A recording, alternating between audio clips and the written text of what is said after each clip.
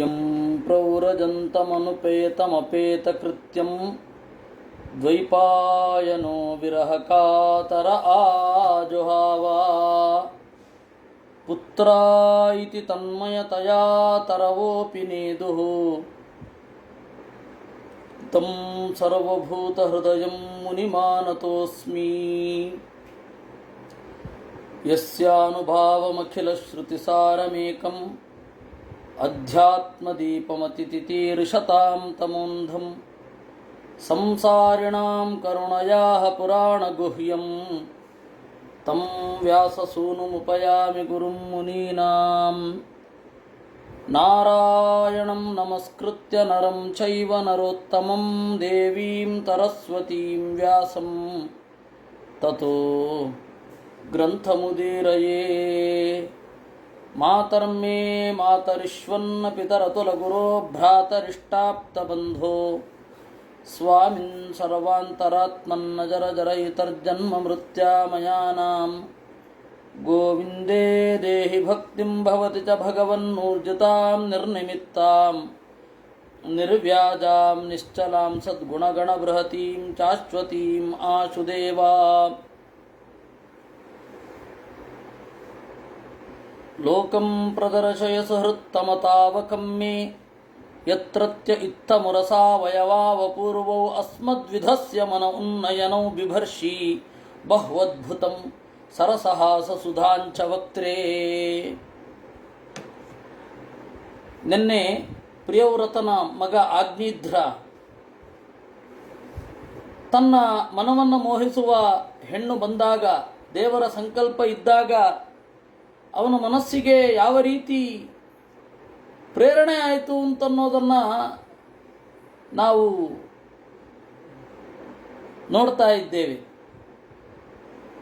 ಎಲ್ಲವೂ ಜೀವನದ ಒಂದು ಭಾಗ. ಪ್ರೇಮ, ಕಾಮ, ವಾತ್ಸಲ್ಯ, ಭಗವದ್ಭಕ್ತಿ, ಇದು ಈ ಜೀವನ ಅನ್ನೋದು ಎಲ್ಲದರ ಪ್ಯಾಕೇಜ್. ಇದನ್ನು ತಿಳಿದುಕೊಂಡು ಭಗವತ್ ಪ್ರಜ್ಞೆಯನ್ನು ಜೊತೆ ಮಾಡಿಕೊಂಡು ಹೋಗಬೇಕು. ಅದು ಎಲ್ಲರಿಗೂ ಗೊತ್ತು, ಯಾರಿಗೂ ಗೊತ್ತಿಲ್ಲ ಅಂತಿಲ್ಲ. ಆದರೆ ಅದರ ಪಾಠ ನಡೆಯುವಾಗ, ಅದರ ಉಪನ್ಯಾಸ ನಡೆಯುವಾಗ ಈ ಭಾವನೆ ಹೃದಯದ ಒಳಗಡೆ ಇರೋದಿಲ್ಲ. ಅದರಿಂದಾಗಿ ಎಷ್ಟೋ ಜನ ಇದು ನಮಗೆ ಸಂಬಂಧಪಟ್ಟಿಲ್ಲ ಅಂತ ಅಂದ್ಕೊಂಡ್ಬಿಡ್ತಾರೆ. ಎಲ್ಲ ಮುಗಿದ ಮೇಲೆ ಇದಕ್ಕೆ ಬರಬೇಕು ಅಂತ ಅಂದುಕೊಳ್ತಾರೆ. ಕಾರಣ ಇಷ್ಟೇ, ಇದು ಜೀವನದ ಸಹಜವಾದ ಒಂದು ಭಾಗ. ಅಸಹಜವಾಗಿ ಜೀವನ ನಡೆಸಿ ಅಂತ ಯಾರೂ ಹೇಳ್ತಾ ಇಲ್ಲ. ಇಲ್ಲಿ ಸಹಜವಾಗಿ ಜೀವನ ನಡೆಸಬೇಕಾದರೆ ಭಗವತ್ ಪ್ರಜ್ಞೆ ಜೊತೆಗಿರಲಿ. ಜೀವನದ ಸಮಗ್ರ ಜೀವನದ ಒಂದೊಂದು ಭಾಗಗಳೇ ಇವೆಲ್ಲ. ಪ್ರೇಮ ಇರುತ್ತೆ, ಕಾಮ ಬರುತ್ತೆ, ಆಮೇಲೆ ಮಕ್ಕಳ ಮೇಲೆ ವಾತ್ಸಲ್ಯ ಬರುತ್ತೆ, ಗೌರವ ಇರುತ್ತೆ. ಎಲ್ಲ ಜೀವನದಲ್ಲಿ ಎಲ್ಲ ರಸಗಳ ಪ್ಯಾಕೇಜ್, ಶೃಂಗಾರ ಇರುತ್ತೆ, ಅದ್ಭುತ, ಹಾಸ್ಯ, ಭಯಾನಕ, ಬೀಭತ್ಸ ಎಲ್ಲವೂ ಇರುತ್ತೆ. ಕಡೆಗೆ ಶಾಂತರತವೂ ಒಂದು ಇರಲೇಬೇಕಾದದ್ದು. ಅದರ ಮಿತಿಯನ್ನು ಅರ್ಥ ಮಾಡಿಕೊಂಡಿರ್ಬೇಕಷ್ಟೇ. ವೇದವ್ಯಾಸರು ಅದನ್ನು ಹೇಳಲಿಕ್ಕೆ ಹೊರಟಿದ್ದಾರೆ. ಒಬ್ಬ ಸಾಧಕನ ಜೀವನದಲ್ಲಿ ಎಲ್ಲವೂ ಬರ್ತದೆ.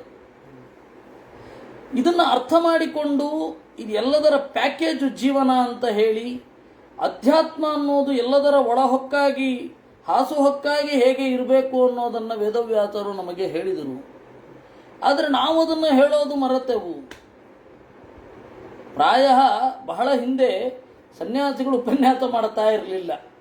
ಬಹಳ ಹಿಂದೆ ಅಂದರೆ ನಾನು ಹೇಳ್ತಾ ಇರೋದು ಆಚಾರ್ಯರಿಗಿಂತ ಹಿಂದೆ. ಯಾವಾಗ ಅವರು ಉಪನ್ಯಾಸ ಮಾಡ್ತಾ ಇರಲಿಲ್ಲ, ಗೃಹಸ್ಥರು ಮಾತ್ರ ಉಪನ್ಯಾಸ ಮಾಡ್ತಾ ಇದ್ದದ್ದು. ಅಚ್ಯುತ ಪ್ರಜ್ಞರಿಗಿಂತ ಹಿಂದೆ ಮೊಟ್ಟ ಮೊದಲ ಉಪನ್ಯಾಸ, ಭಾಗವತ ಉಪನ್ಯಾಸ ನಾವು ಕೇಳೋದು ಮಧ್ವಾಚಾರ್ಯರದ್ದು ವಾಚನ ಪ್ರವಚನ. ಅದಕ್ಕಿಂತ ಮೊದಲೆಲ್ಲ ಭಾಗವತ ಉಪನ್ಯಾಸ, ಪುರಾಣಗಳ ಚಿಂತನೆ ಇತ್ಯಾದಿಗಳೆಲ್ಲ ನಡೀತಾ ಇರಲಿಲ್ಲ. ಸ್ವಾಮಿಗಳು ಮಾಡ್ತಾ ಇರಲಿಲ್ಲ. ಆಮೇಲೆ ಸ್ವಾಮಿಗಳ ಕೈನಲ್ಲಿ ಬಂತು. ಸ್ವಾಮಿಗಳಿಗೆ ಕೆಲವೊಂದು ಮಿತಿ ಇರೋದರಿಂದಾಗಿ ಅವರದನ್ನು ಹೇಳಲಿಕ್ಕೆ ಆಗ್ತಾ ಇರಲಿಲ್ಲ. ಪ್ರಮೇಯ ಭಾಗವನ್ನು ಮಾತ್ರ ಅವರು ಮುಟ್ಟೋದು ಅಂತ ಆಗ್ತಾ ಇತ್ತು. ಅದು ಶಬ್ದ ಕಠಿಣ ಆಗಿ ಶಬ್ದ ಚಿತ್ರಗಳಾಗಿ, ಹೀಗಾಗಿ ಆ ಭಾಗವತ ಮೊದಲಾದ ಗ್ರಂಥಗಳು, ಆಮೇಲೆ ಗೃಹಸ್ಥರು ಸ್ವಾಮಿಗಳನ್ನು ಅನುಸರಿಸಿದ್ರು. ಇದೊಂದು ಪ್ಯಾಕೇಜು ಅಂತ ನೋಡೋದೇನೆ ಇದು ಅಧ್ಯಾತ್ಮದ ಗಟ್ಟಿ. ಇದು ಇಂಥವ್ರು ಕೇಳಬೇಕು, ಇಂಥವ್ರು ಕೇಳಬಾರದು, ಎಲ್ಲ ಜೀವನದ ಎಲ್ಲ ಮೊದಲುಗಳಲ್ಲಿರುವವರು ಕೇಳಬಹುದಾದದ್ದು, ಎಲ್ಲ ಪ್ಯಾಕೇಜ್ ಉಂಟು. ನೆನ್ನೆ ನಮ್ಮ ಪ್ರಭಾಕರ್ ರಾಯರು ಹೇಳ್ತಾ ಇದ್ರು, ನೋಡಿ ಎಲ್ಲವೂ ಉಂಟು ಇದರಲ್ಲಿ ಅಂತ. ಮತ್ತು ರಮೇಶ್ ಅವರು ಫೋನ್ ಮಾಡಿದಾಗ ಅವರು ಹೇಳಿದ್ರು, ಇದು ಹೇಗಿದೆ ಅಂತ ಹೇಳಿದರೆ, ನೋಡಿ ಈ ಹಿಂದೆ ಅಧ್ಯಾತ್ಮ ಅದು ಯಾವಾಗ ಟರ್ನ್ ಆಗಿ ಶೃಂಗಾರಕ್ಕೆ ಬಂತೋ ಗೊತ್ತಾಗಲಿಲ್ಲ. ಶೃಂಗಾರ ಕೇಳ್ತಾ ಇರ್ತೀವಿ, ಇದ್ದಕ್ಕಿದ್ದಾಗ ಅಧ್ಯಾತ್ಮ ಬಂದ್ಬಿಟ್ಟಿರುತ್ತೆ. ಹಾಗೆ ಇದು ಎಲ್ಲದರ ಪ್ಯಾಕೇಜ್. ಅದ್ಭುತವಾದ ಒಬ್ಬ ಕಥಕ, ಅವನ ಕೈನಲ್ಲಿ ಕಥೆಯ ಎಲ್ಲ ಟೆಕ್ನಿಕ್ಗಳುಂಟು. ಅವನು ಯಾವ ರೀತಿ ಕಥೆ ಹೇಳ್ತಾನೆ ಅಂತಂದರೆ, ಅದನ್ನು ತೋರಿಸಿದಾಗ ಹೌದು ಅನ್ಸುತ್ತೆ, ಇದನ್ನು ತೋರಿಸಿದಾಗ ಹೌದು ಅನ್ಸುತ್ತೆ, ಇದು ಹಿಂದೆ ಇದು ಬಂದಿತ್ತಲ್ಲ ಅಂತ ಅನ್ನೋದು ನಮಗೆ ಐಡಿಯಾ ಇರೋದಿಲ್ಲ. ಅಷ್ಟು ಒಳ್ಳೆ ಕಥೆಗಾರ ವ್ಯಾಸಜ್ಜ ಅಂತ. ನನಗೆ ಚಿಕ್ಕಂದಿನಿಂದ ವೇದವ್ಯಾಸರು ಅಂದರೆ ಕಥೆ ಹೇಳುವ ಅಜ್ಜ ಅಂತ. ಆಮೇಲೆ ಆ ವ್ಯಾಸಜ್ಜ ಅನ್ನುವ ಪ್ರತೀಕವನ್ನು ಬಹಳ ಜನ ಬಳಸಿದ್ರು. ನನಗೆ ವೇದವ್ಯಾಸರು ಕಥೆ ಹೇಳುವ ಅಜ್ಜ. ಹಾಗೆ ಎಲ್ಲದರ ಪ್ಯಾಕೇಜ್ ಅದು. ಈಗ ಆ ಶೃಂಗಾರದ ಹಿನ್ನೆಲೆಯಲ್ಲಿ ನಾವಿದ್ದೇವೆ. ಕಾವಾತ್ಮವೃತ್ತಿರದನಾತ್ ಬಹಿರಂಗ ಭಾತಿ ವಿಷ್ಣೋ ಕಲಾಸ್ಯ ನಿಮಿತನ್ಮಕರೌಚಕರಣೌ ಉದ್ವಿಗ್ನ ಮೀನಯುಗಳಂ ದ್ವಿಜಪಂಕ್ತಿಶೋಭಿ ಚಾಸನ್ನ ಭೃಂಗನಿಕರಂ ಸರ ಉನ್ಮುಖಂತೆ. ಕಾವಾ ಆತ್ಮವೃತ್ತಿರದನಾತ್ ಬಹಿರಂಗ ಭಾತಿ. ಈ ಸಾಮಾನ್ಯ ಭೋಗಕ್ಕಿಂತ ವ್ಯತಿರಿಕ್ತವಾಗಿದೆ ನಿನ್ನ ನಡೆ, ನಿನ್ನ ದೇಹ. ವಿಷ್ಣೋ ಕಲಾ ಅಸ್ಯ ಅನಿಮಿತನ್ಮಕರೌಚಕರಣೌ. ನಿನ್ನ ಕಿವಿಯೋಲೆ, ಅದನ್ನು ಮಕರಕುಂಡಲ ಅಂತ ಕರೀತಾರೆ. ಮೀನಿನ ಆಕಾರದಲ್ಲಿರುವ ಕಿವಿಯೋಲೆ. ಕುಂಡಲ ಅಂದರೆ ಕಿವಿಯೋಲೆ ಅಂತ ಅರ್ಥ. ಮಕರಕುಂಡಲ ಅಂತಂದರೆ ಮೀನಿನ ಆಕಾರದಲ್ಲಿರುವ ಕಿವಿಯೋಲೆ ಅಂತ. ನಿನ್ನ ಕಿವಿಯಲ್ಲಿರುವ ಮೀನಿನ ಆಕಾರದ ಓಲೆ ಉಂಟಲ್ಲ, ಪರಮಾತ್ಮನ ಅವತಾರದಂತೆ ಕಾಣ್ತಾ ಇದೆ, ಮತ್ಸ್ಯಾವತಾರದಂತೆ ಕಾಣ್ತಾ ಇದೆ ಅಂತಾನೆ.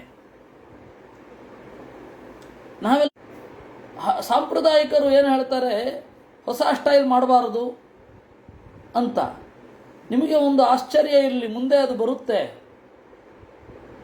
1000 ಹೆಡೆ ಶೇಷನಿಗೆ ಒಂದೇ ಕುಂಡಲ, ಏಕಕುಂಡಲ ಅಂತ. ಆಚಾರ್ಯರು ಕೂಡ ಶೇಷನ ವರ್ಣನೆ ಮಾಡಬೇಕಾದರೆ ಒಂದು ಕುಂಡಲ ಅಂತಾನೆ. ಹೀಗಾಗಿ ಅದು ಜೀವನದಲ್ಲಿ ಬಂದು ಹೋಗತಕ್ಕಂತಹ ಸ್ಟೈಲ್ಗಳು.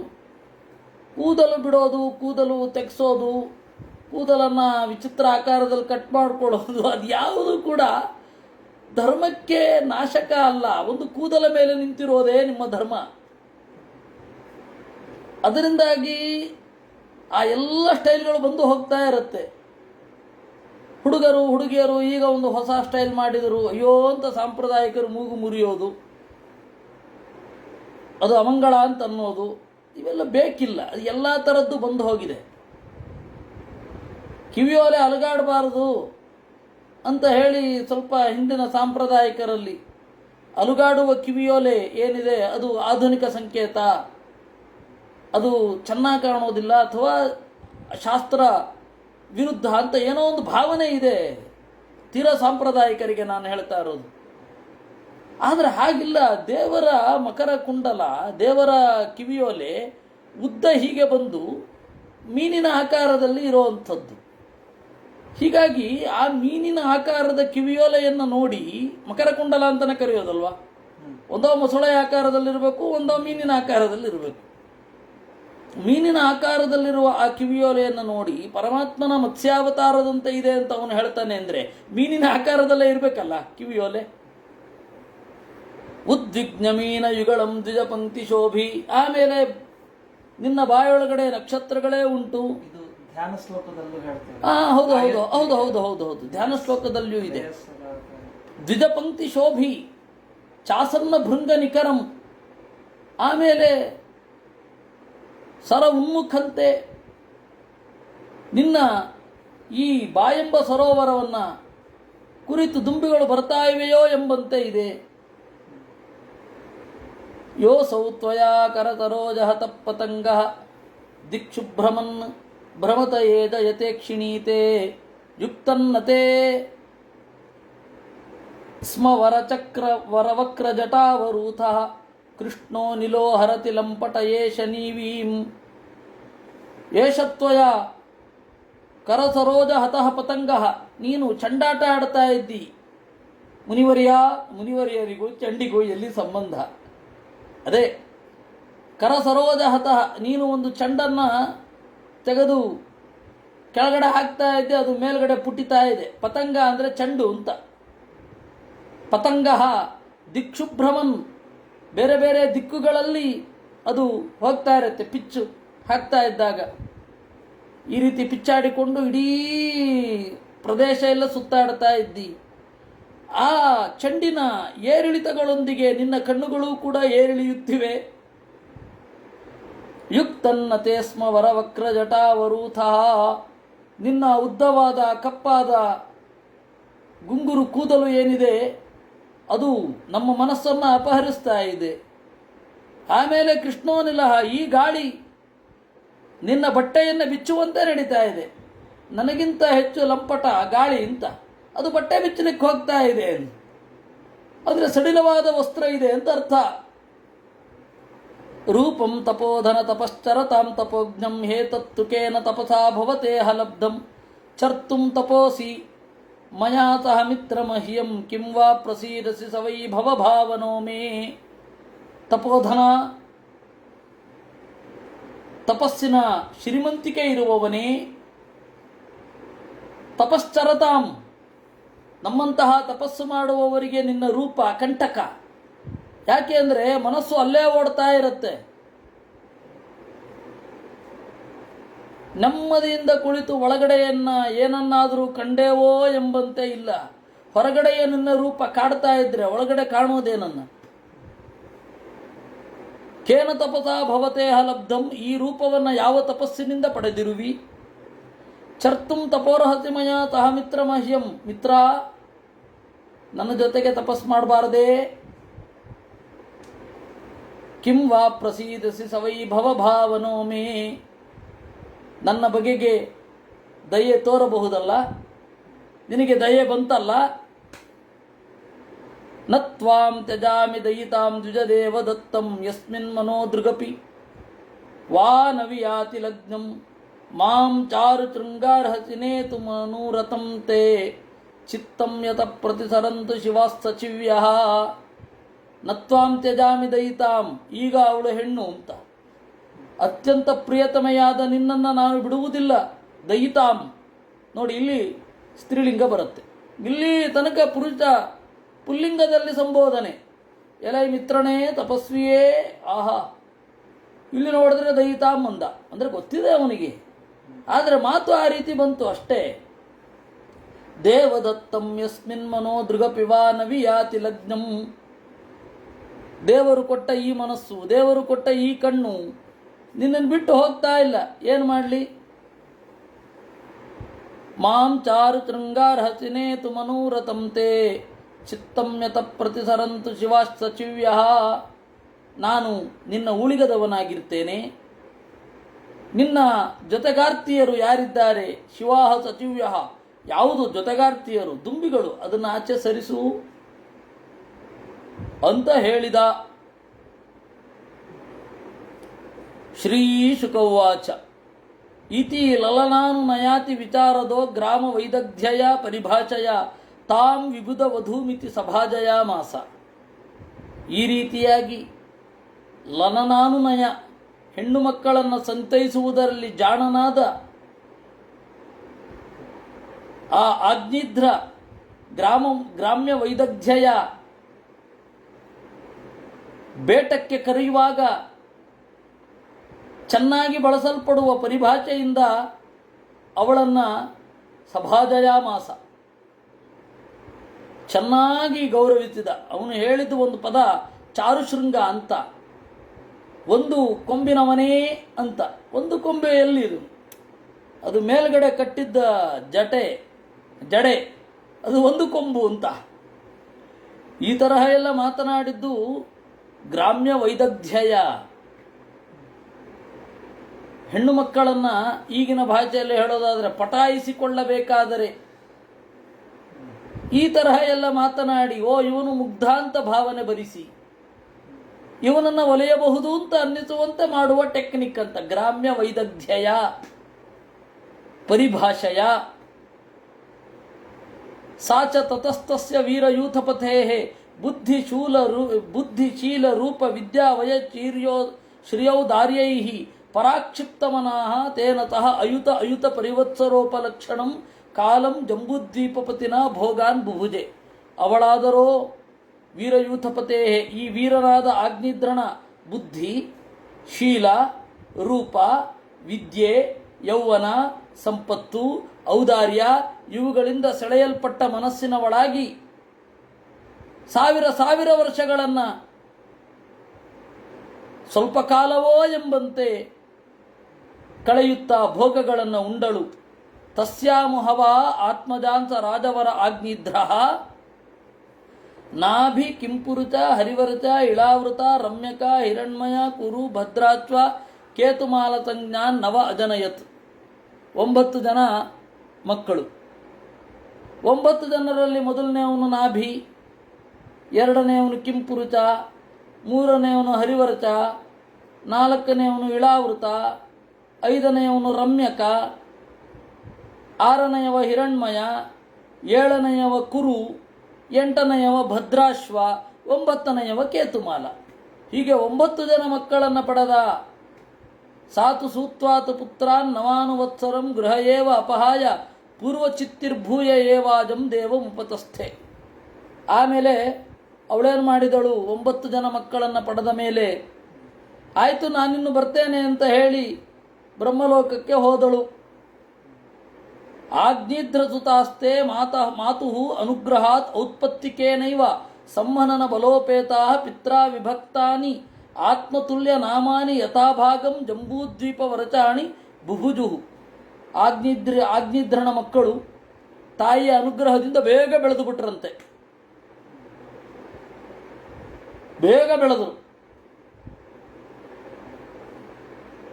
ಅವರಿಗೆ ಕ್ರಮೇಣ ಬೆಳಿಬೇಕು, ತಂದೆ ತಾಯಿಗಳು ಅಟೆನ್ಷನ್ ಕೊಡಬೇಕು,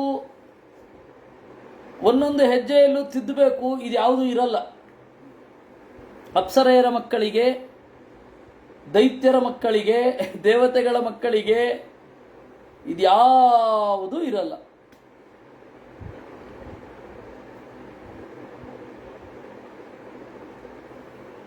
ನವ ಸಂಹನನ ಬಲೋಪೇತಾ, ಸಹಜವಾದ ಬೆಳವಣಿಗೆ, ಅವ್ರಿಗೆ ಸಹಜವಾದ ಬೆಳವಣಿಗೆ, ನಮ್ಗೆ ಸಹಜ, ದೇವತೆಗಳಿಗೆ ಸಹಜವಾದ ಬೆಳವಣಿಗೆ, ಹುಟ್ಟಿದ ಕೂಡಲೇ ಬೆಳೆದದ್ದು. ಪಿತ್ರಾ ವಿಭಕ್ತಾನಿ, ತಂದೆ ಹಂಚಿದ, ಆತ್ಮತುಲ್ಯ ನಾಮಾನಿ, ತಮ್ಮ ಹೆಸರಿಗೆ ತಕ್ಕಂತಿರುವ ಜಂಬೂದ್ವೀಪ ವ್ರತಗಳನ್ನು ಭೋಗಿಸಿದರು. ಅಂದರೆ ಕ್ರಮೇಣ ಇದು ಕಿಂಪುರುಷ ವರ್ಷ, ಹರಿವರ್ಷ, ಇಳಾವರ್ಷ ಇವುಗಳೆಲ್ಲ ಆದವು. ಆಗ್ನಿಧ್ರೋ ರಾಜಪುತ್ರ ತಾಂ ಅಪ್ಸರಸಮೇವ ಅನುದಿನಂ ಅಭಿಮನ್ಯಮಾನಃ ತಸ್ಯಾ ಸಲೋಕತಾಂ ಶ್ರುತಿಭಿರವರುಂಧನ್ ಈಜೆ ಯತ್ರ ಪಿತರೋ ಮಾದಯಂತೆ. ಆಗ್ನಿಧ್ರ ರಾಜಪುತ್ರ ಅವಳು ಜೀವನದಲ್ಲಿ ಬಂದು ಹೋದ ಮೇಲೆ ಬೇರೆ ಏನನ್ನೂ ಸಹಿಸದೆ ಅವಳನ್ನು ಮಾತ್ರ ನೆನಪಿಸಿಕೊಳ್ಳುತ್ತಾ ಅವಳ ಲೋಕದಲ್ಲಿ ನಾನಿರಬೇಕು ಅಂತ ಬಯಸಿ ಶ್ರುತಿಭಿರವರುಂಧನ್, ವೇದದ ವಿಧಿಯನ್ನು ಹುಡುಕಿ ಅವಳಂತೆ ಆಗಬೇಕು ಅಂತ, ಅವಳಂತೆ ಆಗಬೇಕು. ಅನೇಕ ಹೋಮಗಳನ್ನು ಮಾಡಿದ ಅಂತೆ. ಯತ್ರ ಪಿತರೋ ಮಾದಯಂತೆ, ಪಿತೃದೇವತೆಗಳು ಪ್ರಸನ್ನರಾಗಿ ಅವನು ಕೇಳಿದ್ದನ್ನು ಕೊಟ್ಬಿಡ್ಬೇಕು, ಆ ತರಹ ಮಾಡಿದ. ಸಂಪರೇತೆ ಪಿತರೆ ನವಭ್ರಾತರೋ ಮೇರುದುಹಿತೃಹು ಮೇರುದೇವೀಂ ಪ್ರತಿರೂಪಾಂ ಉಗ್ರದಮಶ್ರೀಂ ಲತಾಂ ರಾಮಾಂ ಚಾಮಾಂ ನಾರೀಂ ಭದ್ರಾಂ ದೇವೀಮಿತಿ ಸಂಜ್ಞಾ ನವೋದವಹನ್. ತಂದೆ ಸತ್ತ ಮೇಲೆ 9 ಜನ 9 ಹೆಂಗಸರನ್ನು ಮದುವೆ ಆದರು. ಮೊದಲನೆಯವನ ಹೆಸರು ಮೇರು, ನಾಭಿರಾಜನ ಹೆಂಡತಿಯ ಹೆಸರು ಮೇರು. ಆಮೇಲೆ ಕಿಂಪುರುತನ ಹೆಂಡತಿಯ ಹೆಸರು ಪ್ರತಿರೂಪ, ಹರಿವರ್ಧನ ಹೆಂಡತಿಯ ಹೆಸರು ಉಗ್ರದಮುಷ್ಟ್ರಿ, ಭೀಕರವಾದ ಹಲ್ಲಿನವಳು ಅಂತ. ಅದಕ್ಕೇನರ್ಥ ಇತ್ತೋ, ಅವಳು ಹೇಗಿದ್ಲೋ ದೇವ್ರಿಗೆ ಗೊತ್ತು. ಉಗ್ರದಮುಷ್ಟ್ರಿ ಅಂತ ಹೆಸರು. ಆಮೇಲೆ ಇಳಾವೃತನ ಹೆಂಡತಿಯ ಹೆಸರು ಲತಾ, ರಮ್ಯಕನ ಹೆಂಡತಿಯ ಹೆಸರು ರಾಮ, ಹಿರಣ್ಮಯನ ಹೆಂಡತಿಯ ಹೆಸರು ಶ್ಯಾಮ, ಕುರುವಿನ ಹೆಂಡತಿಯ ಹೆಸರು ನಾರಿ, ಭದ್ರಾಶ್ವನ ಹೆಂಡತಿಯ ಹೆಸರು ಭದ್ರ, ಕೇತುಮಾಲನ ಹೆಂಡತಿಯ ಹೆಸರು ದೇವಿ. ಹೀಗೆ ಆಗ್ನೇಧ್ರನ 9 ಜನ ಮಕ್ಕಳು 9 ಹುಡುಗಿಯರನ್ನು ಮದುವೆ ಆದರು ಅನ್ನುವಲ್ಲಿಗೆ ಪಂಚಮಸ್ಕಂಧೆ ದ್ವಿತೀಯೋಧ್ಯಾಯ. ನಾಭಿ ಅಪತ್ಯಕಾಮ ಅಪ್ರಜಯ ಮೇರುದೇವ್ಯ ಭಗವಂತಂ ಯಜ್ಞಪುರುಷಂ ಅವಹಿತಾತ್ಮ ಅಯಜತ. ನಾಭಿ ಮಕ್ಕಳಿರಲಿಲ್ಲ ಅವನಿಗೆ. ಮಗ ಬೇಕು ಅಂತನ್ನುವ ಬಯಕೆಯಿಂದ ಪರಮಪುರುಷನನ್ನು ಅವಹಿತಾತ್ಮ ಏಕಾಗ್ರ ಚಿತ್ತನಾಗಿ ಪೂಜಿಸಿದ. ತಸ್ಯ ಹವಾವ ಶ್ರದ್ಧೆಯ ವಿಶುದ್ಧ ಭಾವೇನ ಯಜತಃ ಪ್ರವರ್ಗೇಶು ಪ್ರಚರತ್ಸು ದ್ರವ್ಯ ದೇಶ ಕಾಲ ಮಂತ್ರ ಋತ್ವಿಕ್ ದಕ್ಷಿಣಾ ವಿಧಾನ ಯೋಗೋಪಪತ್ಯ ದುರಧಿಗಮೋಪಿ ಭಗವಾನ್ ಭಾಗವತ ವತ್ಸಲತೆಯ ಸುಪ್ರೀತ ಆತ್ಮಾನಂ ಅಪರಾಜಿತಂ ನಿಜ ಜನಾಭಿಪ್ರಾಯಾರ್ಥ ವಿಧಿತ್ಸಯ ಗೃಹೀತ ಹೃದಯ ಹೃದಯಂಗಮಂ ಮನೋನಯನ ನಂದನ ಅಭಿರಾಮಾವಯವಂ ಆವಿಶ್ಚಕಾರ. ತಸ್ಯ ನಾಭಿರಾಜನ ಶ್ರದ್ಧೆಯ ವಿಶ್ವಾಸದಿಂದ ವಿಶುದ್ಧ ಭಾವೇನ ತಿಳಿಯಾದ ಮನಸ್ಸಿನಿಂದ ಯಾಗ ಮಾಡುವಾಗ ಪ್ರವರ್ಗೇಶು ಪ್ರಚರತ್ಸು ಅತ್ಯಂತ ದೇವರಿಗೆ ಪ್ರಿಯವಾಗುವ ಮಂತ್ರಗಳಿಂದ ಹವಿಸ್ಸು ನಡೆಯುತ್ತಿರಲು ದ್ರವ್ಯ ದೇಶ ಕಾಲ ಒಳ್ಳೆಯ ದ್ರವ್ಯ, ಯಜ್ಞಕ್ಕೆ ಹಾಕುವ ದ್ರವ್ಯ ಶುದ್ಧವಾಗಿ ಇತ್ತು, ಪವಿತ್ರವಾದ ಕ್ಷೇತ್ರ ಆಗಿತ್ತು, ಒಳ್ಳೆಯ ಕಾಲ, ಮಂತ್ರ, ಋತ್ವಿಕ್ ಒಳ್ಳೆಯ ಪುರೋಹಿತರು, ದಕ್ಷಿಣ ಅಂದರೆ ಜ್ಞಾನವನ್ನು ಉದ್ದೇಶಿಸಿಕೊಂಡ ಧನ, ಮತ್ತೆ ವಿಧಾನ ಶಾಸ್ತ್ರದಲ್ಲಿ ಹೇಳಿದ ರೀತಿ, ಯೋಗ ಅಂದರೆ ಧ್ಯಾನ, ಇವುಗಳಿಂದೆಲ್ಲದರಿಂದ ದೇವರು ಪ್ರೀತನಾಗಿ ದುರಧಿಗಮೋಪಿ ಬೇರೆಯವ್ರಿಗೆ ಆ ರೀತಿ ಬರ್ತಾ ಇರಲಿಲ್ಲ. ಭಾಗವತ ವತ್ಸಲತೆಯ ಭಗವದ್ಭಕ್ತರ ಮೇಲಣ ಪ್ರೀತಿಯಿಂದ ಸುಪ್ರೀತ ಅತ್ಯಂತ ಪ್ರೀತನಾಗಿ ಆತ್ಮಾನಂ ಅಪರಾಜಿತಂ ನಿಜ ಜನಾಭಿಪ್ರಾಯಾರ್ಥ ವಿಧಿತ್ಸಯ ತನ್ನ ಜನರ ಅಭಿಪ್ರಾಯ, ಮುಂದಿನ ಜನರಿಗೆ ಶ್ರದ್ಧೆಯಿಂದ ಮಾಡಿದರೆ ದೇವರು ಕಾಣಿಸುತ್ತಾನೆ ಅಂತ ಮತ್ತೆ ಇನ್ನೂ ಅನೇಕ ಪ್ರಮೇಯವನ್ನು ತಿಳಿಸಲಿಕ್ಕಾಗಿ ಹೃದಯಂಗಮವಾದ ಮನೋನಯನ ನಂದನಾಭಿರಾಮಾವಯವಂ ಮನಸ್ಸಿಗೆ ಕಣ್ಣಿಗೆ ಆನಂದವನ್ನು ನೀಡುವ ಅವಯವವನ್ನು ಎಲ್ಲರಿಗೂ ತೋರಿಸಿದ. ಅಥ ತಂ ಆವಿಷ್ಕೃತ ಭುಜಯುಗಳದ್ವಯಂ ಹಿರಣ್ಮಯಂ ಪುರಿತ ವಿಚೇತಂ ಕಪಿಶ ಕೌಶೇಯಾಂಬರಂ ಉರತಿ ವಿಲಸತ್ ಶ್ರೀವತ್ಸಲಲಾಮಂ ದರವರ ವನರುಹ ವನಮಾಲಾ ಸ್ಫೂರ್ಜಾಮೃತ ಮಣಿಗಣ ಪ್ರವರಾದಿಭಿರುಪಲಕ್ಷಿತಂ. ಆವಿಷ್ಕೃತ ಭುಜಯುಗಳದ್ವಯಂ 4 ತೋಳುಗಳು ದೇವರಿಗೆ ಇದೆ. ಹಿರಣ್ಮಯಂ ಪುಟಕ್ಕಿಟ್ಟ ಬಂಗಾರದಂತೆ ಕೆಂಪು ಮೈಬಣ್ಣ ಇದೆ. ಕಪಿಶ ಕೌಶೇಯಾಂಬರಂ ಮಿಸುನಿ ಬಣ್ಣದ ಪಟ್ಟೆ ಇದೆ, ಪೀತಾಂಬರ. ಉರಸಿ ವಿಲಸ ಶ್ರೀವತ್ಸಲಲಾಮಂ ಎದೆಯಲ್ಲಿ ಲಕ್ಷ್ಮಿಯ ಸನ್ನಿಧಾನ ಬೇರೆಯವರಿಗೆ ಗೊತ್ತಾಗಲಿ ಅಂತ ಶ್ರೀವತ್ಸ ಚಿಹ್ನೆ ಇದೆ. ಕೆಲವೊಮ್ಮೆ ದೇವರು ಶ್ರೀವತ್ಸ ಮತ್ತು ಕೌಸ್ತುಭ ಇಲ್ಲದೆ ಕಾಣಿಸಿಕೊಳ್ಳೋದು ಉಂಟು. ಮುಂದೆ ಷಷ್ಠ ಸ್ಕಂಧದಲ್ಲಿ ವಿನಾ ಶ್ರೀವತ್ಸ ಕೌಸ್ತುಭಂ ಅಂತ ಬರುತ್ತೆ. ದೇವರ ಇಚ್ಛೆ ಅದು. ಶ್ರೀವತ್ಸ ಚಿಹ್ನೆಯನ್ನು ದೇವರು ತೋರಿಸೋದು ಯಾಕೆ ಅಂತಂದರೆ ಲಕ್ಷ್ಮೀದೇವಿಯ ಮೇಲೆ ದೇವರ ಅನುಗ್ರಹ ಯಾವ ರೀತಿ ಇದೆ ಅನ್ನೋದನ್ನು ತೋರಿಸ್ಲಿಕ್ಕಾಗಿ. ಶ್ರೀವತ್ಸ ಲಲಾಮಂ ದರವರ, ದರ ಅಂತಂದರೆ ಶಂಖ, ದರವರ ಶಂಖ. ವನರುಹ ಅಂತಂದರೆ, ವನ ಅಂತಂದರೆ ನೀರು, ನೀರಿನಲ್ಲಿ ಬೆಳೆಯುವಂಥದ್ದು ತಾವರೆ. ವನರುಹ ಅಂದರೆ ತಾವರೆ, ದರವರ ಅಂದರೆ ಶಂಖ, ವನರುಹ ಅಂದರೆ ತಾವರೆ. ವನಮಾಲ ಗೊತ್ತಿದೆ, ಕಾಡು ಹೂಗಳ ಮಾಲೆ. ಮತ್ತೆ ಚೆನ್ನಾಗಿ ಬೆಳಗುತ್ತಿರುವ ಅಮೃತ, ಎಂದೂ ನಾಶವಾಗದ ಮಣಿಗಣ ಪ್ರವರಾದಿಭಿ, ಮಣಿ ಮೊದಲಾದವುಗಳಿಂದ ಕಂಗೊಳಿಸುವ ತನ್ನ ರೂಪವನ್ನು ತೋರಿಸಿದ. ಸ್ಫುಟ ಕಿರಣ ಪ್ರವರ ಮಣಿಮಯ ಮುಕುಟ ಕಿರೀಟ ಕುಂಡಲ ಕಟಕ ಕಟಿಸೂತ್ರ ಹಾರ ಕೇಯೂರ ನೂಪುರಾದ್ಯಂಗ ವಿಭೂಷಣ ಭೂಷಿತ ಋತ್ವಿಕ್ ಸದಸ್ಯ ಗೃಹಪತಯ ಅಧುನಾ ಇವ ಉತ್ತಮಂ ಧನಮುಪಲಭ್ಯ ಸಬಹುಮಾನಂ ಅರ್ಹಣೇನ ಆನತ ಶೀರ್ಷಾಣ ಉಪತಸ್ಥು. ಸ್ಫುಟ ಕಿರಣ, ಚೆನ್ನಾಗಿ ಬೆಳಗುತ್ತಿರುವ ಮಣಿಮಯ, ಮುತ್ತಿನಿಂದ ಕೂಡಿರುವ ಮುಕುಟ, ಕಿರೀಟ, ಕುಂಡಲ ಅಂತಂದರೆ ಕಿವಿಯೋಲೆ, ಕಟಕ ಅಂತಂದರೆ ಬಳಿ, ಕಟಿಸೂತ್ರ ಅಂತ ಹೇಳಿದ್ರೆ ಡಾಬು, ಹಾರ ಅಂದರೆ ಮುತ್ತಿನ ಮಾಲೆ, ಕೇಯೂರ ಅಂದರೆ ತೋಳಬಂದಿ, ನೂಪುರ ಅಂತಂದರೆ ಕಾಲ್ಗೆಜ್ಜೆ ಇತ್ಯಾದಿ ಅಂಗಭೂಷಣದಿಂದ ಭೂಷಿತನಾದ ಅವನನ್ನು ನೋಡಿ ಋತ್ವಿಕರು ಸದಸ್ಯರು ಎಲ್ಲ ಇದು ನಿಜವಾದ ಹಣ ಅಂದ್ರಂತೆ, ದೇವರೇ ಹಣ.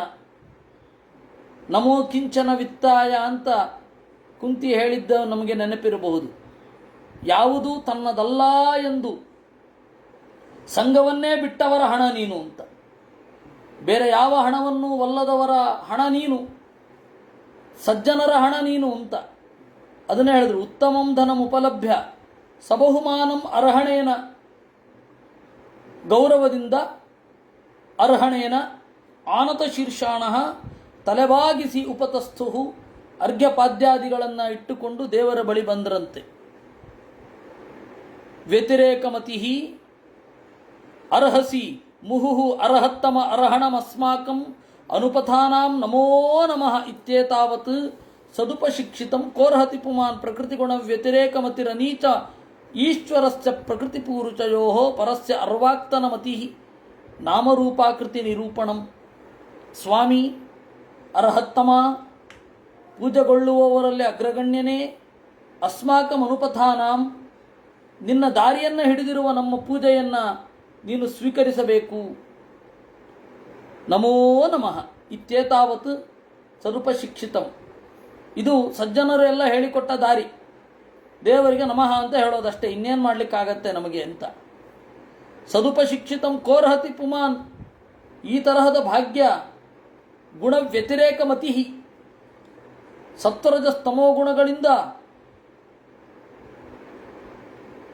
ಕಲಸಿ ಹೋದ ಬುದ್ಧಿಯವ ಯಾರು ತಾನೇ ಈ ತರಹದ ಭಾಗ್ಯವನ್ನು ಹೊಂದಲಿಕ್ಕೆ ಸಾಧ್ಯ?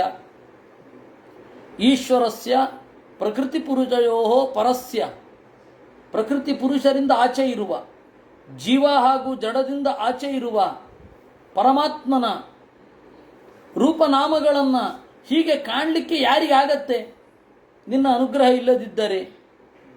ಸಕಲ ಜನ ನಿಕಾಯ ವ್ರಜಿನ ನಿರತನ ಶಿವತಮ ಪ್ರವರ ಗುಣಗಣೈಕ ದೇಶ ಕಥನಾದೃತೆ.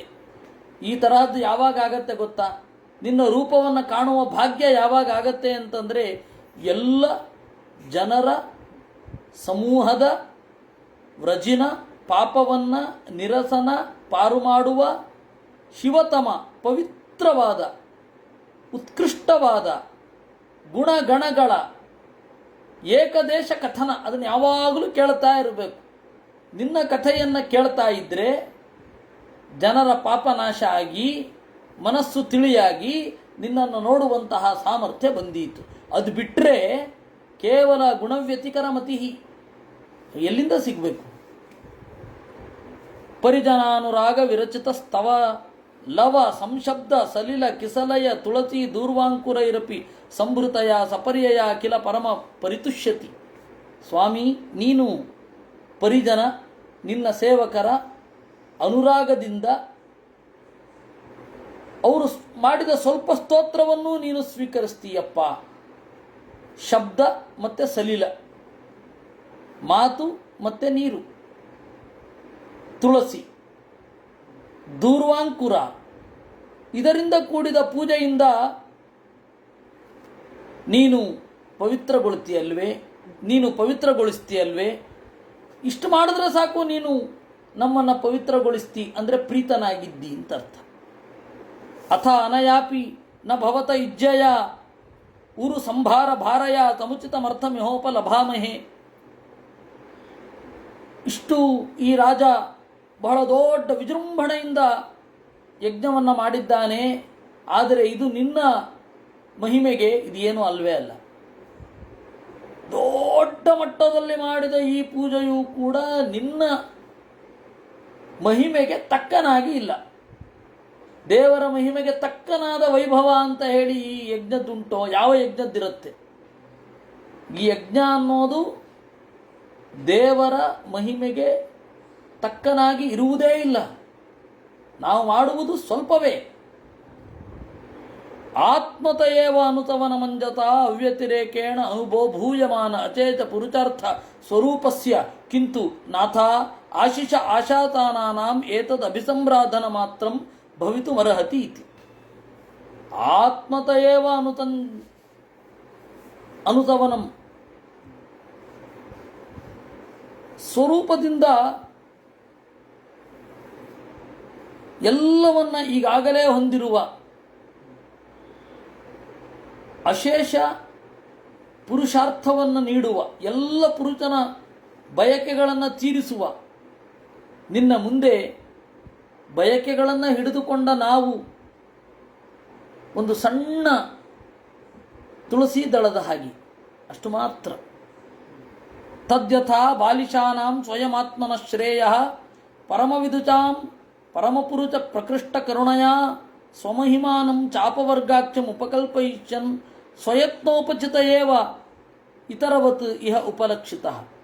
ನಾವು ಬಾಲಿಶರು, ಬಾಲಿಶರಾದ ನಮ್ಮನ್ನು ಕಂಡು ನೀನು ಪ್ರೀತಿಯಿಂದ ಕರುಣೆಯಿಂದ ನಿನ್ನ ಮಹಿಮೆಯನ್ನು ತೋರಿಸಲಿಕ್ಕೆ ನಾವು ಅತ್ಯಂತ ಅಲ್ಪ ಪ್ರಯತ್ನ ಮಾಡಿದರೂ ಅದನ್ನು ಬಹುವಾಗಿ ನೀನು ಸ್ವೀಕರಿಸಬೇಕಷ್ಟೇ. ನೀನು ನಾವು ಸಲ್ಲಿಸುವ ಪೂಜೆಯನ್ನು ಸ್ವೀಕರಿಸುವುದು ನಿನ್ನ ದೊಡ್ಡಸ್ತಿಕೆಯೇ ವಿನಃ ನಿನಗೆ ಈ ತರಹದ ಪೂಜೆ ಮಾಡುವುದು ನಮ್ಮ ದೊಡ್ಡಸ್ತಿಕೆಯೇನಲ್ಲ.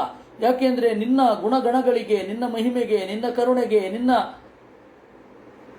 ವೈಭವಕ್ಕೆ ಸಮನಾಗಿ ಯಾರೂ ಪೂಜೆ ಮಾಡಲಿಕ್ಕಾಗೋಲ್ಲ, ಯಾರೂ ಯಜ್ಞ ಮಾಡಲಿಕ್ಕಾಗೋಲ್ಲ. ಅಥ ಅರ್ಹಯಾಮಃ ಪರಮ್ಯ ಅರ್ಹತ್ತಮ ಯರಿಹಿ ಬರುಹಿಚಿ ರಾಜರಚೇರ ವರದರಚಭೋ ಭವಾನ್ ನಿಜ ಪುರುಷೇಕ್ಷಣ ವಿಚಯ ಆಸೀತ್. ನೀನು ನಮ್ಮ ಮೇಲೆ ದಯದೋರಿ ನಮಗೆ ನೀನು ತೋರಿಕೊಂಡಿದ್ದೀಯಲ್ಲ, ಅದಕ್ಕಾಗಿ ಪೂಜಿಸ್ತಾ ಇದ್ದೇವೆ. ಅದು ನಮ್ಮ ಕೈಲಾಗಿದ್ದು, ನೀನೇ ತೋರಿಕೊಂಡೆ ಅಂತ ನಾವು ಪೂಜೆ ಮಾಡ್ತಾ ಇದ್ದೇವೆ. ನಾವು ನಮ್ಮ ಪೂಜೆ ನಿನ್ನನ್ನು ಸೆಳೆದು ಇಲ್ಲಿ ತಂದಿತ್ತು ಅಂತ ನಾವಂತೂ ಒಪ್ಕೊಳ್ಳಿಕ್ಕೆ ತಯಾರಿಲ್ಲ. ನಾವು ಈ ಥರ ಪೂಜೆ ಮಾಡಿದ್ರೆ ದೇವರು ಬರಲೇಬೇಕಲ್ವಾ ಅಂತ ಹೇಳಲಿಕ್ಕಾಗತ್ತಾ? ಏನೋ ಪೂಜೆ ಮಾಡಿದ್ವಿ, ಬಂದ ಅಷ್ಟೇ. ನಾವು ಪ್ರಾರ್ಥನೆ ಮಾಡಿದ್ವಿ, ದೇವರು ಮಾಡಲೇಬೇಕು ಅಂತ ಹೇಳುವ ಅದಟ್ಟು ಯಾರಿಗಿದೆ? ನಾಸ್ತಿಕ ಒಪ್ಪಲ್ಲ, ಆಸ್ತಿಕ, ನಿಜವಾದ ಆಸ್ತಿಕನಿಗೆ ಅದಿರಲ್ಲ. ಇಲ್ಲದೆ ಇದ್ದವು ಬೈತಾನೆ, ದೇವರಿಗೆ ಮಾರಾಯ ಅಷ್ಟು ಮಾಡಿದೆವು, ನಮ್ಗೆ ಒಲಿಲೇ ಇಲ್ಲ ಅಂತ. ಹಾಗಲ್ಲ, ಅದು ಬಾಲಿಚರಂ. ನಾವೇ ಬಾಲಿಚರು, ಇನ್ನು ಅವನೆಂಥವನು? ಅಸಂಗ ನಿಶಿತ ಜ್ಞಾನ ಅನಲ ವಿಧೂತ ಅಶೇಷಮಲಾನಾಂ ಭಗವತ್ ಸ್ವಭಾವಾನಾಂ ಆತ್ಮಾರಾಮಾಣಾಂ ಮುನೀನಾಂ ಅನವರತ ಪರಿಗಣಿತ ಗುಣಗಣ ಪರಮ ಮಂಗಳಾಯತನ ಕಥನಹಾಸಿ. ವೈರಾಗ್ಯದಿಂದ ನಿಶಿತವಾದ ಜ್ಞಾನವೆಂಬ ಬೆಂಕಿಯನ್ನು ಎದೆಯೊಳಗಡೆ ಹುದುಗಿಸಿಕೊಂಡಿರುವವರು, ಎದೆಯೊಳಗಿರುವ ನಿನ್ನ ಅರಿವೆಂಬ ಬೆಂಕಿಯಿಂದ ಎಲ್ಲ ಮಲವನ್ನು ಸುಟ್ಟುಕೊಂಡವರು, ನಿನ್ನನ್ನು ತನ್ನ ಮನಸ್ಸಿನಲ್ಲಿ ಇಟ್ಟುಕೊಂಡವರು, ನಿನ್ನಿಂದಲೇ ಒಳಗಡೆಯ ಉತ್ಕಟವಾದ ಆನಂದವನ್ನು ಹೊಂದಿದವರು, ಹೊರಗಡೆಯಿಂದ ಆನಂದವನ್ನು ಬಯಸದವರು, ಇಂತಹ ಮುನಿಗಳು ಅನವರತ ನಿರಂತರವಾಗಿ ಪರಿಗಣಿತ ಗುಣಗಣ ಪರಮ ಮಂಗಳಾಯತನ ಕಥನೋಸಿ, ಪ್ರತಿಯೊಂದು ಸರ್ತಿ ಕಥೆಯನ್ನು ಕೇಳಿದಾಗ ಹೊಸ ಹೊಸ ಗುಣಗಳನ್ನು ಅವರು ಅನುಸಂಧಾನ ಮಾಡ್ತಾರೆ. ಆ ತರಹದ ಗುಣ ನಿನ್ನದು. ಅಥ ಕಥಂಚಿತ್ ಸ್ಖಲನ ಕ್ಷುತ ಪತನ ಜೃಂಭಣ ದುರವಸ್ಥಾನಾದಿಷು ವಿವಶಾನಾನ್ನಃ ಶ್ರೀಮಚ್ಚರಣಾರವಿಂದ ಸ್ಮರಣಾಯ ಜರಾಮರಣ ದಶಾಯಾಮಪಿ ಸಕಲ ಕಶ್ಮಲ ನಿರತನಾನಿ ತವ ಗುಣಕೃತ ನಾಮಧೇಯಾನಿ ವಚನ ಗೋಚರಾಣಿ ಭವಂತು. ಸ್ವಾಮಿ, ಕೇಳಿಕೊಳ್ಳೋದೇನು ಅಂತಂದರೆ, ಸ್ಖಲನ ಎಡವಿದಾಗ, ಕ್ಷುತ ಸೀನಿದಾಗ, ಪತನ ಬಿದ್ದಾಗ, ಜೃಂಭಣ ಆಕಳಿಸಿದಾಗ, ಕೆಟ್ಟ ಪರಿಸ್ಥಿತಿಯನ್ನು ಹೊಂದಿದಾಗ ವಿವಶರಾಗಿ ನಾವು ನಿನ್ನ ವಿಶೇಷ ಗುಣಗಣಗಳ ರೂಪಗಳ ಸ್ಮರಣೆ ಇಲ್ಲದೆಯೂ ಕೂಡ ಕೃಷ್ಣ ನಾರಾಯಣ ಅಂತ ಹೇಳಿಕೊಂಡಾಗ ಆನಂದವನ್ನು ನೀಡುವ ಕರುಣಾಳು ನೀನು. ಜರಾಮರಣ ದಶಾಯಾಮಪಿ, ನಾವು ಸಾಯುವಾಗ ಮುಪ್ಪಿನಿಂದ ಏನೂ ಕೆಲಸ ಕೂಡದೆ ಹೋದಾಗ, ಏಳಲು ಕಷ್ಟವಾದಾಗ ಕೃಷ್ಣ ಅಂತ ಹೇಳಿದರೆ ನಮ್ಮೆಲ್ಲ ಪಾಪಗಳನ್ನು ನಾಶ ಮಾಡುವ ಹೆಸರು ನಿನ್ನದು. ಆದರೆ ನಮ್ಮ ಮಾತಿನಲ್ಲಿ ಅದು ಬರಬೇಕಲ್ಲಪ್ಪ, ನೀನೇ ಬರೆಸಬೇಕು. ವಚನ ಗೋಚರಾಣಿ ಭವಂತು. ಕಿಂಚಾಯಂ ರಾಜರ್ಷಿ ಅಪತ್ಯಕಾಮಃ ಪ್ರಜಾಂ ಭವಾದೃಶೀಂ ಆಶಾತಾನಃ ಈಶ್ವರಂ ಆಶಿಷಾಂ ಸ್ವರ್ಗ ಅಪವರ್ಗಯೋರಪಿ ಭಗವಂತಮುಪಧಾವತಿ ಪ್ರಜಾಯಾಂ ಅರ್ಥಪ್ರಯತ್ನಃ ಧನದಮಿವ ಅಧನಃ ಫಲೀಕರಣಂ ಕೋವಾ ಈಹತೆ. ಅಷ್ಟೇ ಅಲ್ಲದೆ ಅಯಂ ರಾಜರ್ಷಿ, ಈ ರಾಜಋಷಿ ನಾಭಿ ಅಪತ್ಯಕಾಮಃ, ಮಗುವನ್ನು ಬಯಸಿ, ಭವಾದೃಶೀಂ ಪ್ರಜಾಂ ಆಶಾಸಾನಃ, ನಿನ್ನಂತೆ ಇರುವ ಮಗುವನ್ನು ಬಯಸಿ, ಆಶಿಷಾಂ ಈಶ್ವರಂ, ಬಯಕೆಗಳನ್ನು ನೀಡುವ ತಂದೆ, ಸ್ವರ್ಗಾಪವರ್ಗಯೋರಪಿ ಈಶ್ವರಂ, ಸ್ವರ್ಗಕ್ಕೂ ಮೋಕ್ಷಕ್ಕೂ ಒಡೆಯನಾದ ಭಗವಂತನಾದ ನಿನ್ನನ್ನು ಉಪಧಾವತಿ ಬೇಡ್ತಾ ಇದ್ದಾನೆ. ಪ್ರಜಾಯಾಂ ಅರ್ಥಪ್ರತ್ಯಯ, ಮಕ್ಕಳೇ ಇವನಿಗೆ ಸಲ್ಲಬೇಕಾಗಿರುವ ಸಂಪತ್ತು, ಇನ್ನೆಲ್ಲ ಸಂಪತ್ತು ಇದೆ. ಧನದಮಿವ ಅಧನಃ, ಸಂಪತ್ತಿನವನನ್ನು ಬಡವ ಕೇಳಿದ ಹಾಗೆ. ಫಲೀಕರಣಂ ಕೋವಾ ಈಹತೆ, ಸಾಧಾರಣ ಶ್ರೀಮಂತನನ್ನು ಕೇಳಬೇಕಾದ್ರೆ ಕೇಳೋಣ ಕೊಡ್ತಾನೋ ಇಲ್ವೋ ಅಂತ ಇರಬೇಕಾದ್ರೆ, ಸ್ವಾಮಿ ಜಗದೊಡೆಯ ನಿನ್ನನ್ನು ಕೇಳ್ಬೇಕಾದ್ರೆ ನಾವು ಅನ್ಕೋಬಾರ್ದೆ, ದೇವ್ರು ಕೊಡ್ತಾನೋ ಇಲ್ವೋ ನಾವಂತೂ ಪ್ರಾರ್ಥನೆ ಮಾಡೋಣ ಅಂತ. ಅಪರಾಜಿತಯ ಮಾಯಯ ಅನವಸಿತ ಪದಧ್ಯಾನ ವ್ಯಾವೃತ್ತ ಮತಿ ವಿಷಮ ವಿಷಯ ವ್ಯಾಪೃತ ಪ್ರಕೃತಿ ಅನುಪಾಸಿತ ಮಹಚ್ಚರಣ. ನೀನು ಬೇಡಿದ ಕೂಡಲೇ ದೇವರು, ನಾನು ಬೇಡಿದ ಕೂಡಲೇ ದೇವರು ಕೊಡಲೇಬೇಕು, ಕೊಡದೇ ಹೋದರೆ ದೇವರು ದೇವರಲ್ಲ ಅಂತ ಹೇಳುವವನು ಯಾರು ಗೊತ್ತಾ? ಅಪರಾಜಿತಯ ಮಾಯಯ, ನಿನ್ನ ಅಪಾರವಾದ ಬಂಧಕ ಶಕ್ತಿಯಿಂದ ಅನವಸಿತ ಪದಧ್ಯಾನ ವ್ಯಾವೃತ್ತ ಮತಿ, ನಿನ್ನ ಸ್ವರೂಪದ ಬಗೆಗೆ ಒಂದು ಚೂರು ತಿಳುವಳಿಕೆ ಇರದವ. ವಿಷಮ ವಿಷಯ ವ್ಯಾಪೃತ ಪ್ರಕೃತಿ, ಶಬ್ದ ಸ್ಪರ್ಶ ರೂಪರಸ ಗಂಧಗಳ ಬಗೆಗೆ ತಿಳುವಳಿಕೆ ಇಲ್ಲದವ. ಮನಸ್ಸು ಬುದ್ಧಿಯೆಲ್ಲ ಕಲಸಿ ಹೋದವ. ಅನುಪಾಸಿತ ಮಹಚ್ಚರಣ, ಹಿರಿಯರ ಅಡಿಗಳ ಹತ್ತಿರ ಕುಳಿತು ವಿದ್ಯೆಯನ್ನು ಕಲಿಯದವ ಮಾತ್ರ ಏನ್ರೇ ನಾನು ದೇವರನ್ನು ಕೇಳಿದ್ದೇನೆ ಕೊಡಲೇಬೇಕು, ಅವನು ಕೊಡದೆ ಹೋದರೆ ಅವನು ದೇವರಲ್ಲ ಅಂತ ಹೇಳುವ ಧಾರ್ಷ್ಟ್ಯ ಹೊಂದಿರೋದು ಅವನು ಮಾತ್ರ. ದೇವರ ದಯದಿಂದ ನಾವು ಉಪಾಸಿತ ಮಹಚ್ಚರಣರು. ನಾವು ಕೇಳ್ತಾ ಇದ್ದೇವೆ, ಸ್ವಾಮಿ ದಯವಿಟ್ಟು ಕೊಡು, ಇದ್ರ ಮೇಲೆ ನಿನ್ನಿಷ್ಟ ಅಂತ ಅವನಲ್ಲಿ ಬಿಡ್ತಾ ಇದ್ದೇವೆ. ಯದು ಹವಾವ ಪುನರದಭ್ರಕರ್ತಾರಂ ಕರ್ತಃ ಇಹ ಸಮಾಹೂತಃ ತದರ್ಥದಿಯಾಂ ಮಂದಾನಾಂ ನಸ್ತದ್ದೇವಹೇಡನಂ ದೇವಾರ್ಹತೆ ತಾಮ್ಯೇನ ತರ್ವಾತ್ಮನ್ ಪ್ರತಿವೋಢುಮ ವಿದುಚಾಂ. ಅದಭ್ರಕರ್ತಃ, ಹಿರಿದಾದುದನ್ನು ಮಾಡುವವನೇ. ಇಹ ಸಮಾಹೂತಃ, ನಾವಿಲ್ಲಿ ಕರೆದಿದ್ದೇವೆ, ಕರೆದು ನಾವು ಏನೋ ಕೇಳ್ತಾ ಇದ್ದೇವೆ, ಇದು ದೇವಹೇಳನ ಆಗೋದಿಲ್ಲ ಅಲ್ವೇ? ನಿನ್ನನ್ನು ಕರೆದು ಏನು ಮಾಡಬೇಕು ನಮಗೆ ಗೊತ್ತಿಲ್ಲ, ಕರೆದಿದ್ದೀವಿ, ನೀನು ಬಂದಿದ್ದೀಯ, ಅದು ನಿನ್ನ ಕರುಣೆಯಿಂದ ಅನ್ನೋದು ಸರಿ, ಹೇಗೆ ನಡ್ಕೊಳ್ಬೇಕು ನಮಗೆ ಗೊತ್ತಿಲ್ಲ.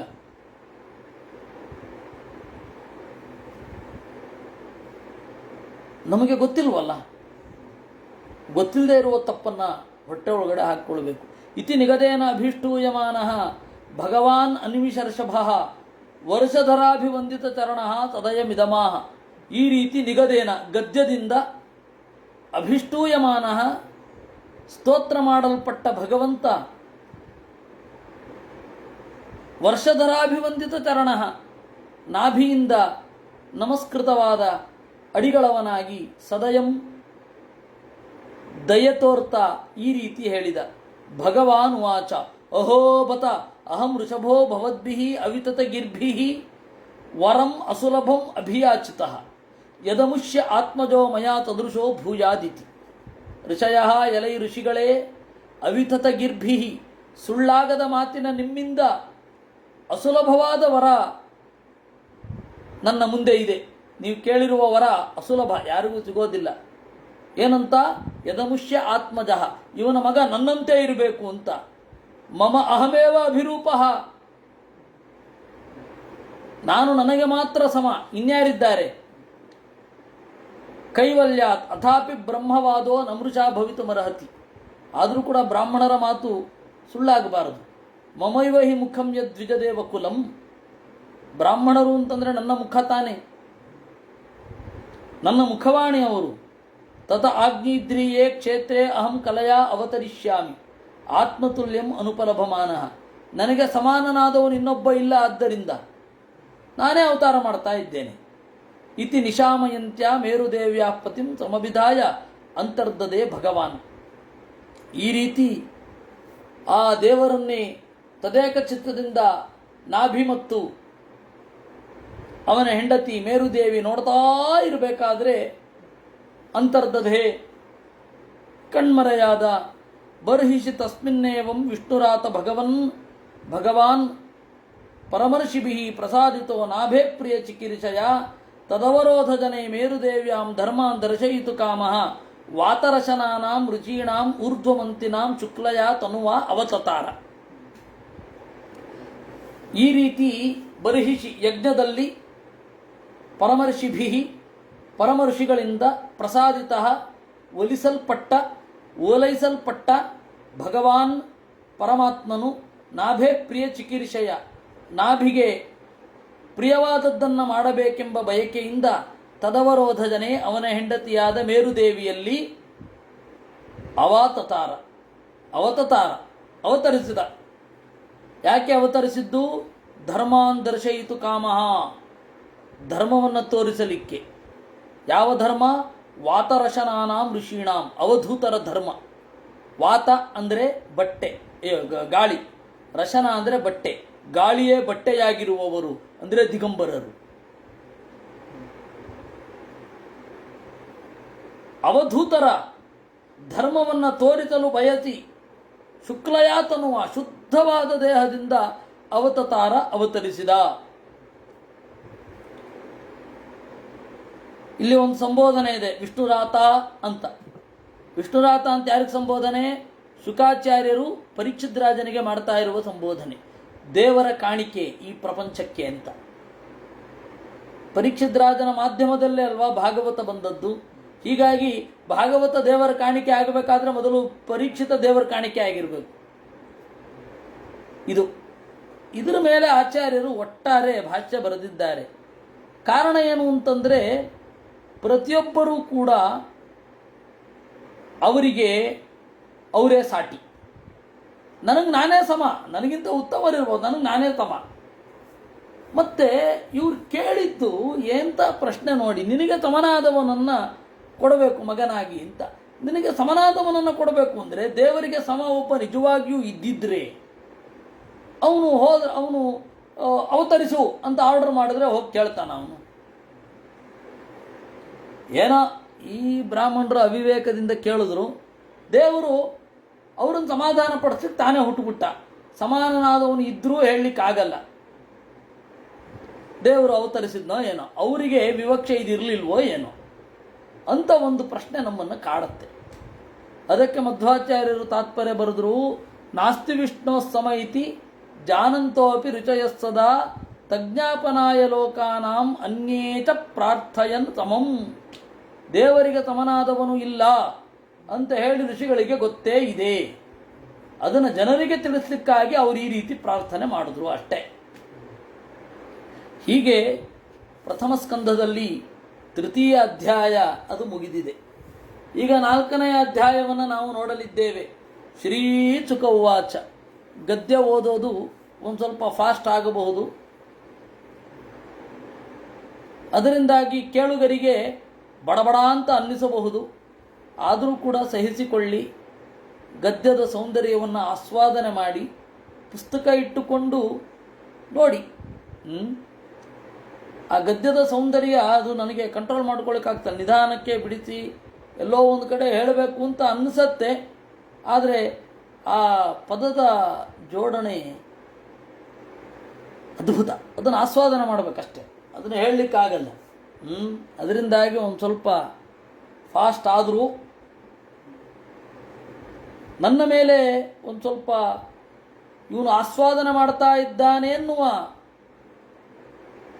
ಅನುಕಂಪೆಯಿಂದ, ಏನೋ ಹುಡುಗ ಓದ್ತಾ ಇದ್ದಾನೆ ಫಾಸ್ಟಾಗಿ ಅಂತ ನೋಡಿಕೊಂಡು ಸಹಿಸುವುದು.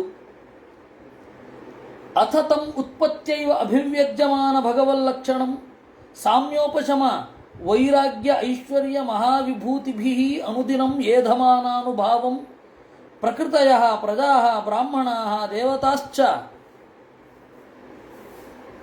ಅವನಿತಳ ಸಮವನಾಯ ಅತಿತರಾಂ ಜಗೃಧುಃ. ಉತ್ಪತ್ತೈವ ಹುಟ್ಟಿದಂದಿನಿಂದಲೇ ಅಭಿವ್ಯಜ್ಯಮಾನ ಭಗವಲ್ಲಕ್ಷಣಂ ಪರಮಾತ್ಮನ ಲಕ್ಷಣ ಸ್ಫುಟವಾಗಿ ತೋರ್ತಾ ಇದೆ.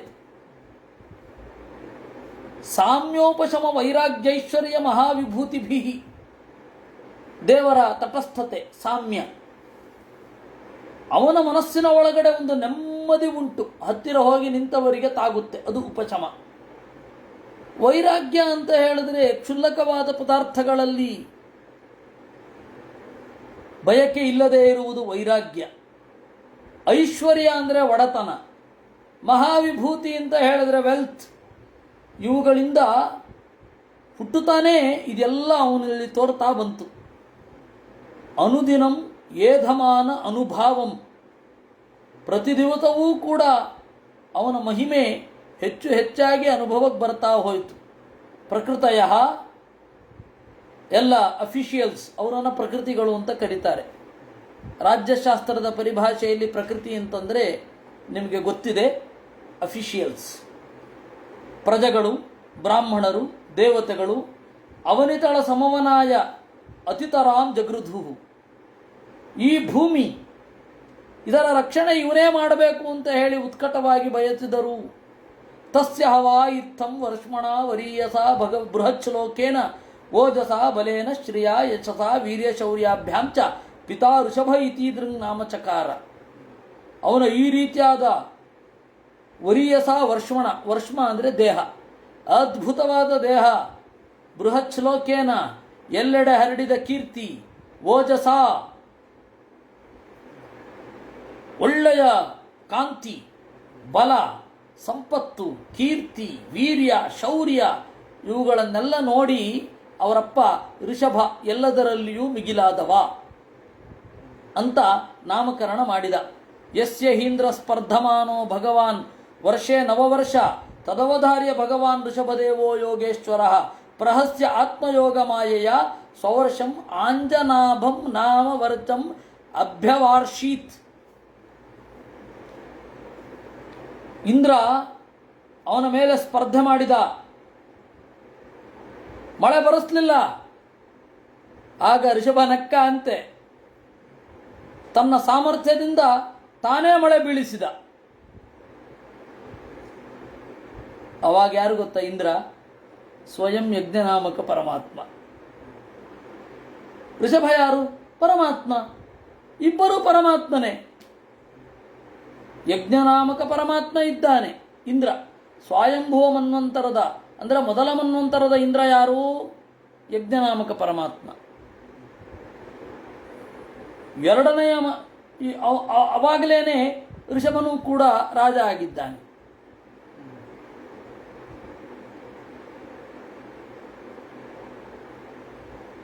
ಹೀಗಾಗಿ ಇದೇನಿದು? ಅವನು ಮಳೆ ಬರೆಸೋಲ್ಲ ಅನ್ನೋದಂತೆ ನೀನು ಕೊಡದಿದ್ರೇನು? ನಾನು ಸುಪ್ರೀಂ ಕೋರ್ಟ್ಗೆಲ್ಲ ಹೋಗಲ್ಲ, ಅಪೀಲ್ ಮಾಡೋಲ್ಲ, ನಾನೇ ಮಳೆ ಬರೆಸ್ಕೋತೀನಿ ಅಂತ ಮಳೆ ಬರೆಸ್ದ. ಇದು ಆವಾಗ ನಡೆದ ಒಂದು ವಿಚಿತ್ರ ಘಟನೆ. ಅದಕ್ಕೆ ಆಚಾರ್ಯರು ನಿರ್ಣಯ ಬರೆದರು, ದುಷ್ಟಾನ ಮೋಹನಾರ್ಥಾಯ ಯಜ್ಞ ಇಂದ್ರಪದೇ ಸ್ಥಿತ ಪಸ್ಪರ್ಧ ಋಷಭೇಣೈವ ಸ್ವರೂಪೇಣ ಹರಿಸ್ವಯಂ. ದುಷ್ಟಜನರ ಮೋಹಕ್ಕಾಗಿ ಇಂದ್ರ ಪದವಿಯಲ್ಲಿದ್ದ ಯಜ್ಞನಾಮಕ ಪರಮಾತ್ಮ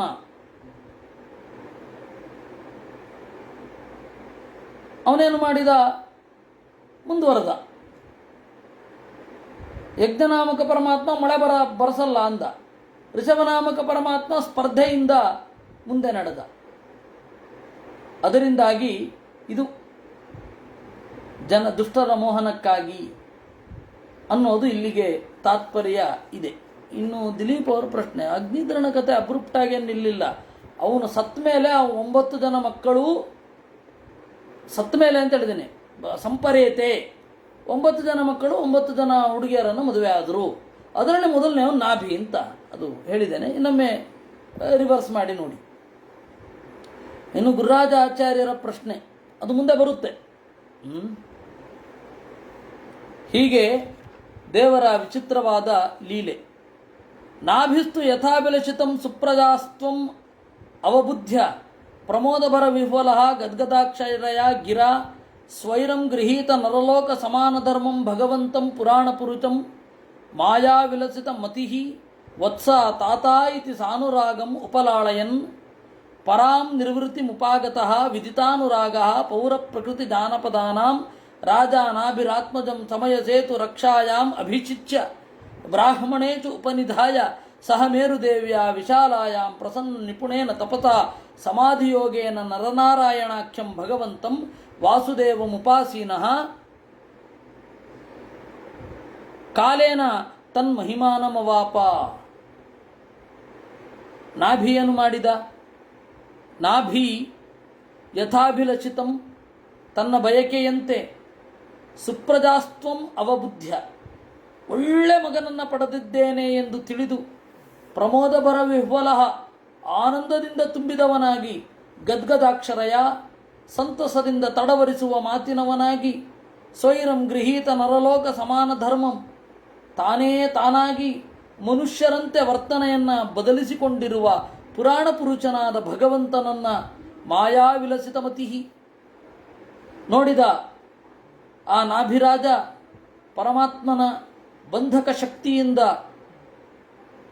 ಮೋಹಿತನಾಗಿ ವತ್ಸ ಮಗು ತಾತ ಅಪ್ಪ ಅಂತ ಹೇಳಿ ಸಾನುರಾಗ ಮುಪಲಾಳಯನ್ ಪ್ರೀತಿಯಿಂದ ಕರೆಯುತ್ತಾ ಆದರಿಸುತ್ತಾ ಪರಾಂ ನಿರ್ವೃತ್ತಿ ಮುಪಗತಃ ಆನಂದವನ್ನು ಹೊಂದಿ ವಿದಿತಾನುರಾಗ ಪ್ರಜೆಗಳಿಗೆ ಅವನ ಮೇಲೆ ಉತ್ಕಟವಾದ ಪ್ರೀತಿ ಇದೆ ಅಂತ ತಿಳಿದು ಪೌರ ಪ್ರಕೃತಿ ಜನಪದಾನಾಂ ಎಲ್ಲ ಥರದ ದೇಶದ ಜನರ ರಾಜನನ್ನಾಗಿ ತನ್ನ ಮಗನನ್ನ ಮಾಡಿದ. ತನ್ನ ಮಗನನ್ನ ರಾಜನನ್ನಾಗಿ ಮಾಡಿದ. ಏಕಾಗಿ ಸಮಯ ಸೇತು ರಕ್ಷಾಯಾಂ ಲೋಕದಲ್ಲಿ ಒಂದು ಧರ್ಮ ನಡಿಬೇಕು ಅಂತ. ಬ್ರಾಹ್ಮಣೇಚು ಉಪನಿಧಾಯ ಸಹ ಮೇರುದೇವ್ಯ ಬ್ರಾಹ್ಮಣರಿಗೆ ನೀವು ಕೂಡ ಸಹಕಾರಿಗಳಾಗಿರಬೇಕು ಎಂದು ನುಡಿದು ಮೇರುದೇವಿಯ ಜೊತೆಗೆ ಬದರಿಗೆ ಹೋಗಿ ಅಲ್ಲಿ ತಪಸ್ಸಿನಿಂದ ನರನಾರಾಯಣ ರೂಪಿ ಪರಮಾತ್ಮನನ್ನು ನಿರಂತರವಾಗಿ ಆರಾಧನೆ ಮಾಡಿ ತನ್ಮಹಿಮಾನಮವಾಪ ಅವನ ಲೋಕವನ್ನು ಸೇರಿದ. ಯತ್ರ ಪಾಂಡವೇಯ ಶ್ಲೋಕ ಉದಾಹರಂತಿ. ಇವನ ಬಗೆಗೆ ಪಾಂಡವೇಯ ಓ ಪಾಂಡವರ ವಂಶದ ಕುಡಿಯೇ ಈ ತರಹದ ಶ್ಲೋಕವನ್ನು ಹೇಳ್ತಾರೆ. ನಾಭಿರಾಜ ತಪಸ್ಸು ಮಾಡಿ ಹೊರಟು ಹೋದ, ಪರಲೋಕಕ್ಕೆ ಹೋದ. ಆ ಪರಲೋಕಕ್ಕೆ ಹೋಗಿದ್ದರ ಬಗ್ಗೆ ಈ ಶ್ಲೋಕ ಹೇಳ್ತಾರೆ. ಕೋ ನು ತತ್ಕರ್ಮ ರಾಜರ್ಷೇಃ ನಾಭೇರನ್ವಾಚರೇತ್ ಪುಮಾನ್ ಅಪತ್ಯತಾಮಗಾದ್ಯಸ್ಯ ಹರಿಶುದ್ಧೇನ ಕರ್ಮಣ. ರಾಜರ್ಷಿಯಾದ ನಾಭಿಯ ಕರ್ಮವನ್ನು ಅನುಸರಿಸಲಿಕ್ಕೆ ಯಾರ ಕೈಲಾಗತ್ತೆ? ಶುದ್ಧವಾದ ಕರ್ಮದಿಂದ ಒಲಿದು ಅಪತ್ಯತಾಂ ಅಗಾತ್, ದೇವರೇ ಅವನ ಮಗನಾದ. ಬ್ರಹ್ಮಣ್ಯೋನ್ಯಕೃತೋ ನಾಭೇಃ ವಿಪ್ರಾ ಮಂಗಲ ಪೂಜಿತಾ ಯಸ್ಯ ಬರ್ಹಿಷಿ ಯಜ್ಞೇಚಂ ದರ್ಶಯಾಮಾತು ರೋಜತಾ. ಅವನಿಗಿಂತ ಬ್ರಾಹ್ಮಣರಿಗೆ ಹಿತವಾಗಿ ವಿನೀತನಾಗಿ ಇರುವವನಿನ್ಯಾರಿದ್ದಾನೆ? ಅವನಿಗೆ ಒಲಿದ ಬ್ರಾಹ್ಮಣರು ಯಜ್ಞದಲ್ಲಿ ದೇವರನ್ನೇ ತೋರಿಸಿದರು. ಈ ಎರಡು ಶ್ಲೋಕಗಳನ್ನು ಅವನ ಬಗ್ಗೆ ಹಾಡ್ತಾರೆ. ಹೀಗೆ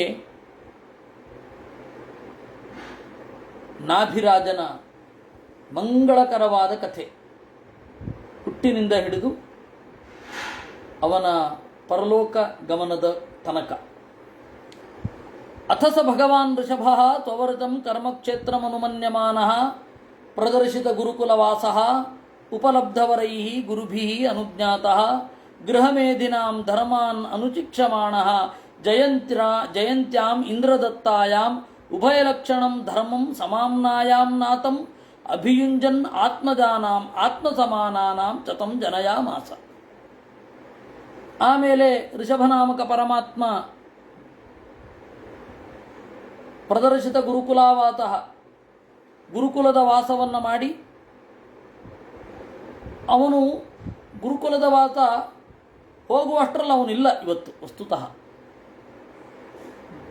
ಗುರುಕುಲವಾಸ ಮಾಡುವಾಗ ಅವನಿಲ್ಲ. ಗುರುಕುಲವಾಸ ಇನ್ನು ಪೂರ್ತಿ ಮುಗಿಯುವ ಮೊದಲೇನೆ ಹೊರಟಿದ್ದಾನೆ. ಯಾರು? ನಾಭಿರಾಜ ತಪಸ್ಸಿಗೆ. ಬ್ರಾಹ್ಮಣೇಶು ಉಪನಿಧಾಯ, ಬ್ರಾಹ್ಮಣರಲ್ಲಿ ಇಟ್ಟು ಬ್ರಾಹ್ಮಣರು ಇದು ಋಷಭನಿಗೆ ಒಪ್ಪಿಸಿದ್ರು.